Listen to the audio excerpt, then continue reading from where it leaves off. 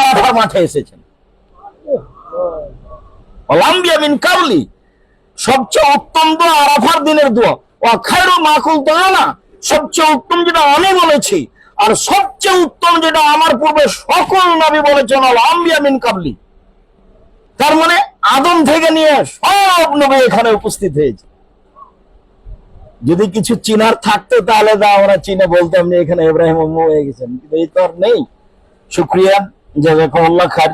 পরিস্থিতি যেন আমাদের তালবিয়া থেকে বিরত না রাখে, আর মনের ভিতরে কারো ব্যাপারে আশেপাশে কে কি করলো, কে পর্দা ঝুলালো, কে ঝুলালো না, কোনো প্রকার দুর্বলতা ভিতরে রাখতে হবে না।